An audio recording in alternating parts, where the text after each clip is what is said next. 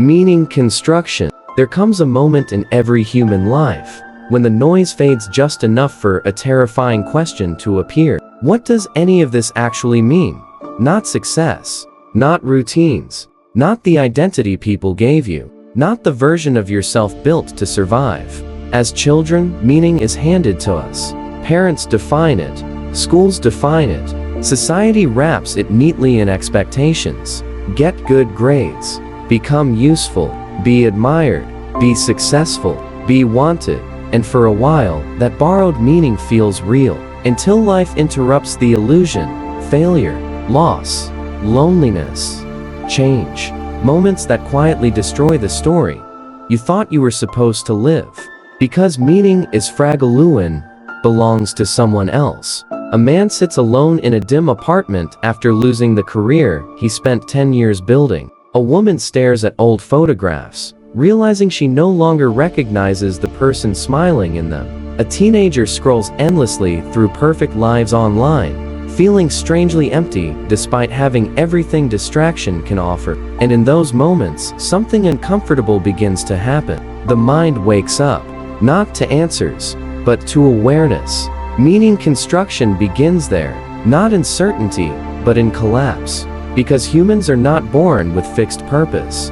We are creatures that create psychological maps to survive chaos. The brain constantly searches for patterns, connections, narratives. We turn memories into identity, pain into lessons, dreams into direction. Without meaning, suffering feels unbearable. But with meaning, even suffering can transform. History has always shown this.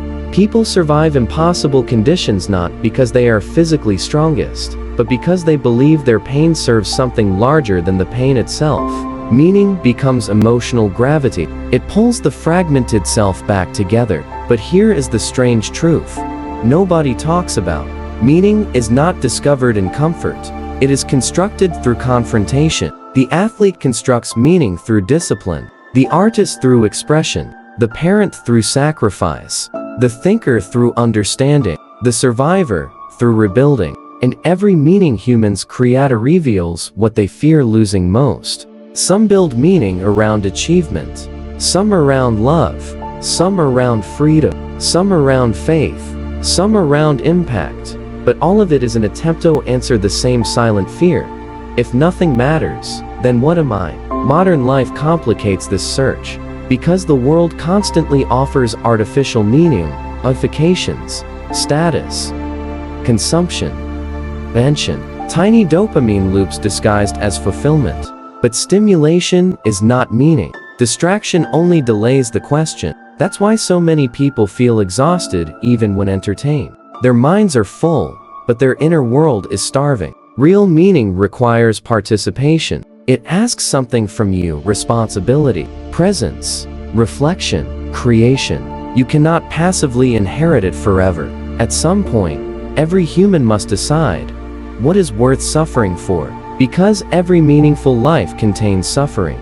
The difference is whether the suffering feels empty or purposeful. A musician practices for years in obscurity. A scientist fails hundreds of times pursuing discovery. A person heals from trauma one painful day at a time. Meaning is often built slowly, through repetition nobody applauds. And strangely, the deepest meaning rarely comes from self-obsession. It emerges when people connect themselves to something beyond themselves. A mission, a community, a craft, a future, another human being. Every person constructing meaning in their own way. Some consciously, some unconsciously. But meaning is never static.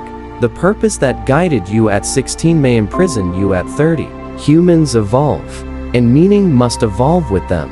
That is why periods of confusion are not failures. They are reconstruction phases. The old narrative DSO, a deeper one can emerge. And maybe that's the real human condition. Not finding one final answer, but continuously building meaning against the silence of existence. Brick by brick, choice by choice, story by story. Because in the end, meaning is not something hidden somewhere in the universe waiting to be uncovered. It is something human consciousness creates through attention, through courage, through connection, through the willingness to keep moving forward despite uncertainty. And perhaps the most powerful realization of all is that the search itself may already be meaningful. Thanks for watching. See you on the next one.